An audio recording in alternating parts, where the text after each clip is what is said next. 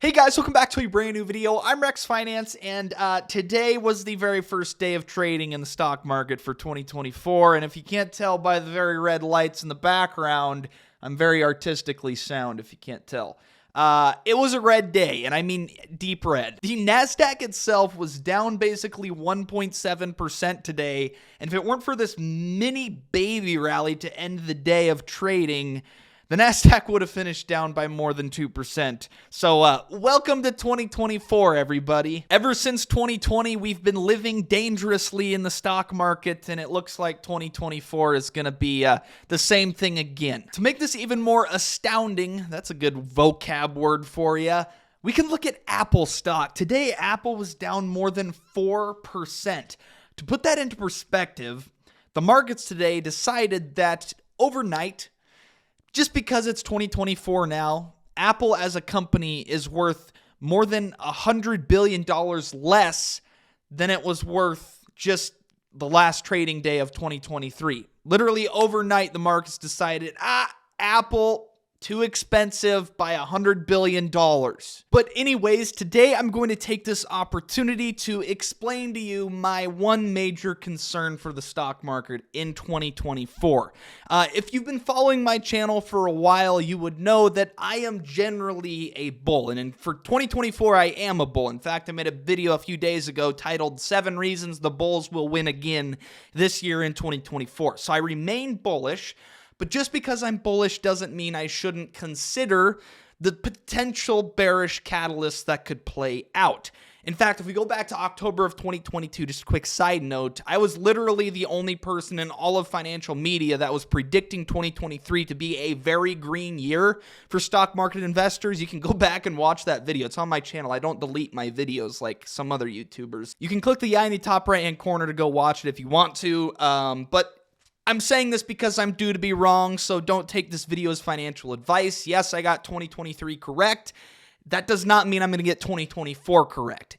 And today we are going to weigh a major bearish catalyst that I see in the stock market that could literally wreck our portfolios. But before I get into the meat and potatoes, if you guys are new here or returning and not yet subscribed, please subscribe down below and leave me a comment what you think the markets are going to do in 2024. I love seeing all the new faces in the comments section.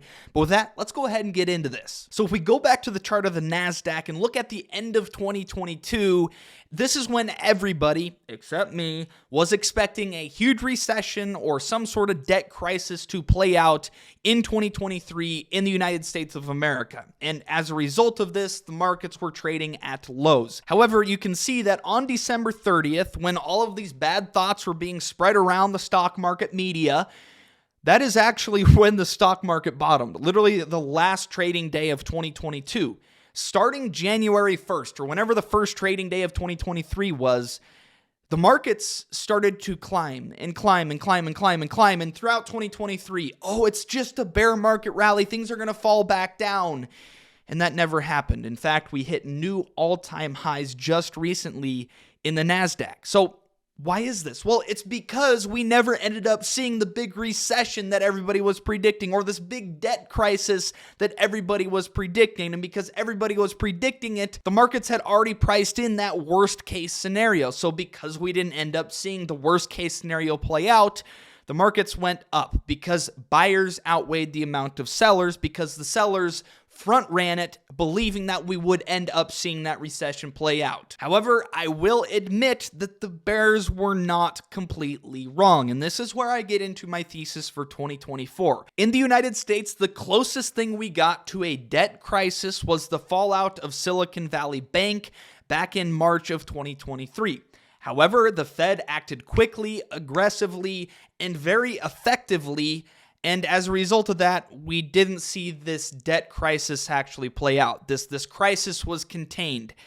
However, in China, it was not. This huge calamity that investors were predicting for the United States in 2023 actually ended up playing out in China in 2023. And if you ask me, it's probably going to worsen for China in 2024. So why is this a big concern to us as American investors? Well, first of all, the Chinese economic engine is the second biggest economy in the world. And if the second largest economy in the world is struggling or declining, you will see the effects of that in the global economy. And we already are starting to feel the effects of their economy sputtering.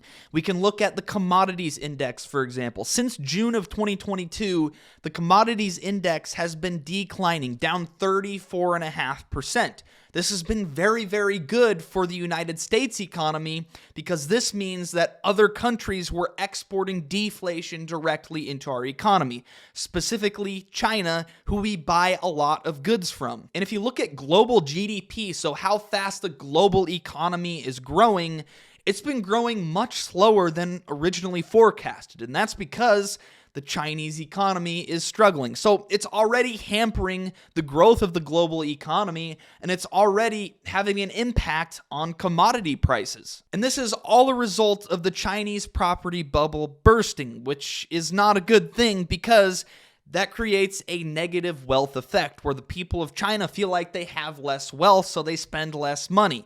And that is created as a result of the falling property and stock prices, which hampers Chinese consumer spending. This could be a big issue for all investors if this recession goes global, and it's certainly something we need to pay attention to. For example, something that is very concerning is the total China bank loans outstanding, which sits at $33 trillion as of November. That is a record high. Think about that. $33 trillion. The amount of bank loans outstanding in China has doubled since 2016.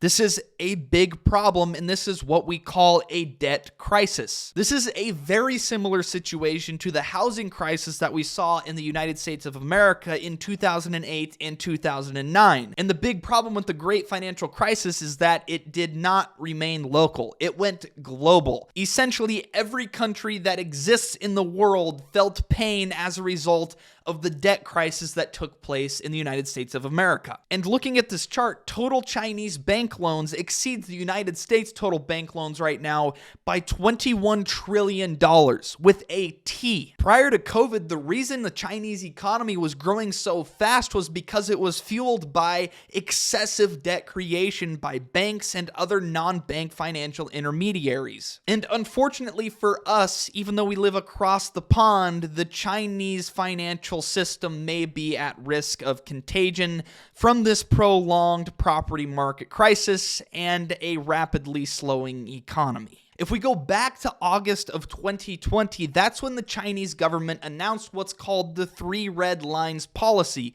which was aimed at tackling real estate developers' excessive borrowing because the Chinese government saw it written in the sand that this borrowing, not a good thing for their economy. And unfortunately, the Chinese government did not listen to history when it repeatedly has told us that the government should never try and overreach to control its economy because this whole red line policy is kicked right back into their face. The Three Red Lines policy limited the amount of new borrowing that a real estate developer could take out, and as a result, the Chinese real estate stock price index is down by 50%. And what happens when real estate developers are feeling pain?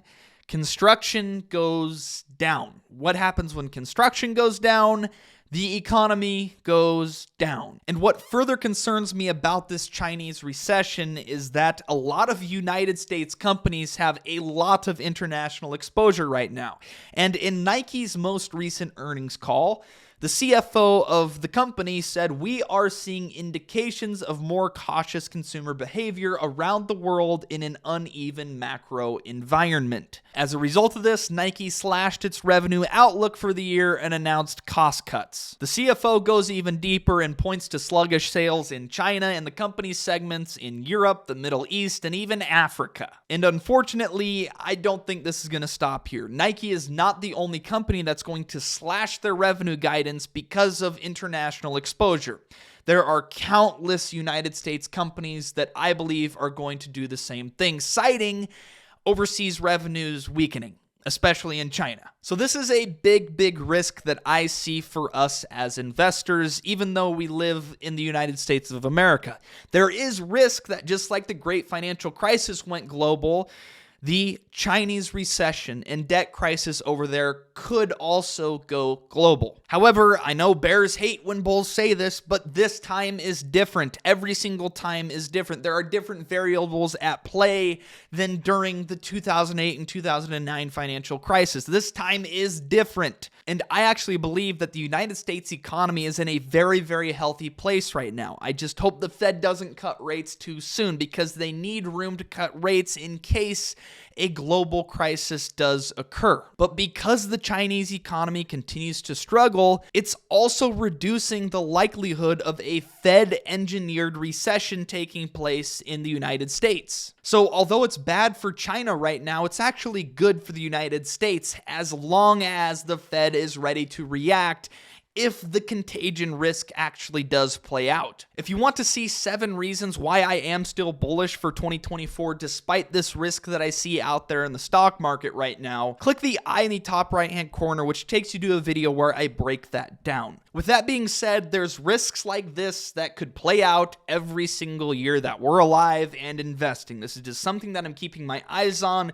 I think it's something you should keep your eyes on. In fact, we're keeping a very close eye on it in the members-only Discord server where I post exclusive content and data and breakdowns. If you want to join that, it's the cheapest one on YouTube. It's $5. You get a 100% refund if you don't think it's worth the $5, which would be crazy, but I will 100% refund you, so it's a risk-free investment to join my Discord server or my membership. So just do it. Hit the join button down below located right next to the subscribe button, or hit the link to my Patreon in the pinned comment. With that, I hope you have a great rest of your day. Keep 10 toes to the ground and your chin up. Stay blessed. Peace out.